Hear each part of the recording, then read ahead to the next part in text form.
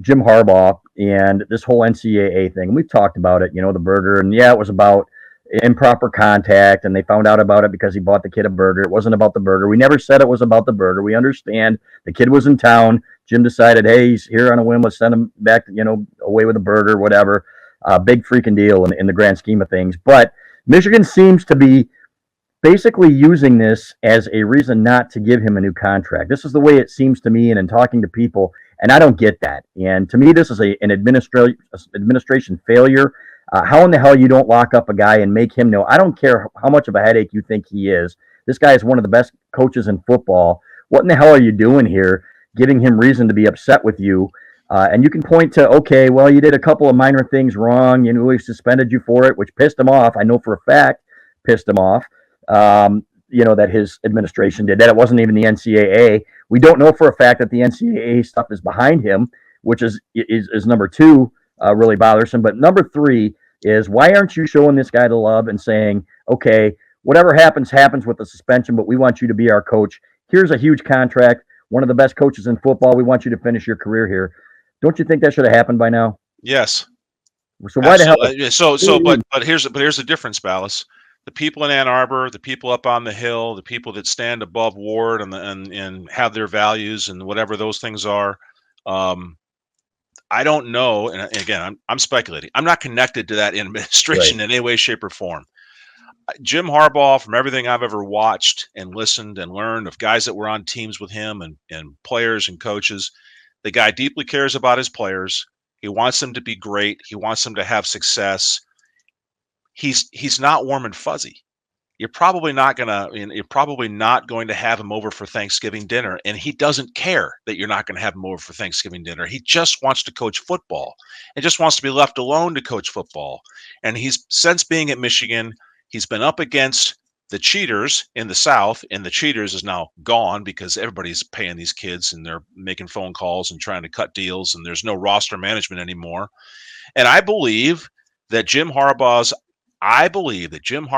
outspoken stance on certain social issues and political issues in this country have put a mark on him that some people in Ann Arbor would be just as happy if he went somewhere else and coached football. Those are my personal thoughts. Yeah, it wouldn't surprise me. And there's another faction that believes that the NCAA comes after him because he is vocal about some of the issues that, hey, guys need to be paid, and the NCAA is dragging their feet on this. Kids getting paid, so on and so forth. Revenue sharing, for example. So it seems like he's under the microscope there. It would be really, really disappointing to me if that were the case. That okay, some people are holding that against him because his views maybe don't align politically with theirs.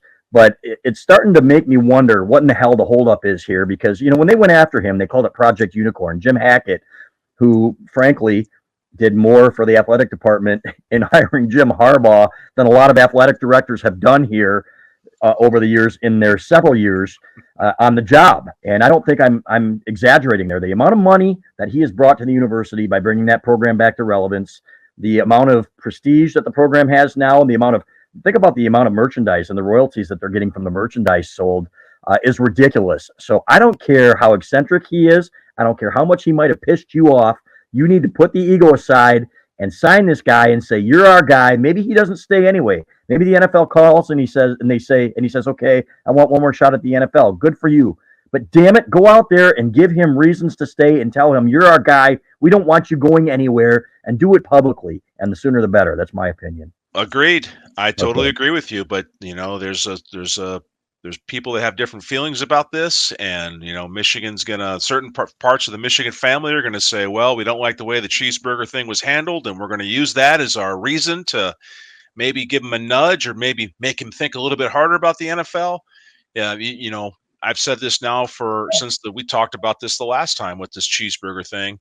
I absolutely believe this offseason, if Michigan goes on to have a really good season and the passing game evolves into something that translates to the NFL, if he gets an offer to the NFL, he's gone. I think you're right. And let's hope that doesn't happen from a selfish perspective, because you know what? I love winning.